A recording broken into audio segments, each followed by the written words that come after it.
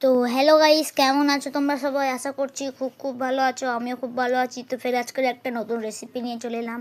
প্রথমে আমরা একটা কড়াইতে তেল দিয়ে মাছগুলোকে ভেজে নেব। তারপরে এদিকে আমরা একটা মিক্সারে দিয়ে দেব কাঁচা লঙ্কা, পেঁয়াজ, হলুদ, গোটা জিরে আর আদা। তারপরে আমরা দিয়ে দেব ওপর থেকে পরিমাপ মতো পানিটা দেওয়ার পরে আমরা পেস্ট করে নেব।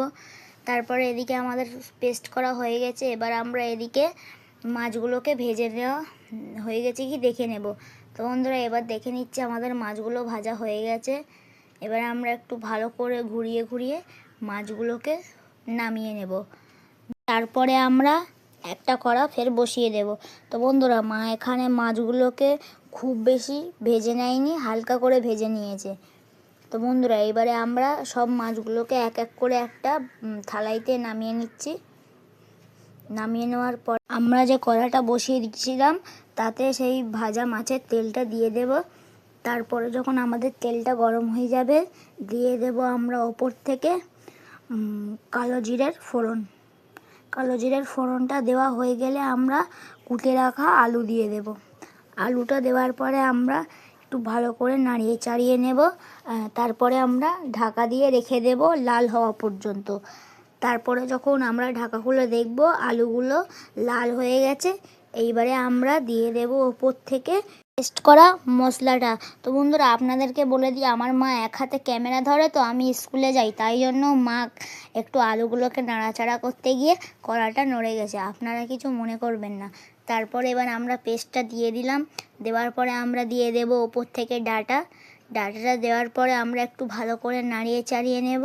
নাড়িয়ে চাড়িয়ে নেওয়া হয়ে গেলে আমরা ওপর থেকে দিয়ে দেব কিছু পরিমাপ মতো পানিটা দেওয়ার পরে আমরা দিয়ে দেব ওপর থেকে স্বাদ মতো লবণ। আপনাদের তরকারি হিসাবে আপনারা লবণ দিতে পারেন। তো বন্ধুরা, আপনাদেরকে বলে দিই, আমার মা বাজারে গিয়েছিল অন্য কিছু আনতে, আর মাতে ওই সময় চোখ গেল জ্যান্ত রুই মাছের ওপর, তাই মা রুই মাছটা দেখে নিয়ে আসছিল। তারপরে দেখতে পেলো ডাঁটা, তাই মা ডাঁটাটাও নিয়ে চলে এলো। আজকের জ্যান্ত মাছ দিয়ে ডাঁটা রান্না হবে। তারপরে আমার মা ডাঁটা দিয়ে জ্যান্ত মাছ রান্না করেছে।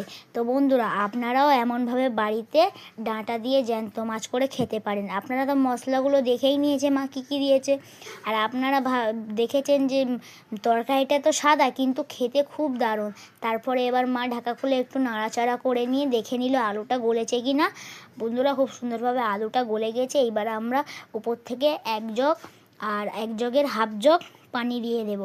তারপরে আমরা একটু ভালো করে নাড়াচাড়া করে সেই ভেজে রাখা মাছটা দিয়ে দেব। মাছটা দেওয়ার পরে আমরা একটু ভালো করে সব দিকে ছড়িয়ে রেখে দেব। তারপরে এবার আমরা দিয়ে দেব ওপর থেকে ধনেপাতা কুচি দেওয়ার পরে আমরা ঢাকা দিয়ে রেখে দেব। তারপরে এবার আমাদের তরকারি রেডি।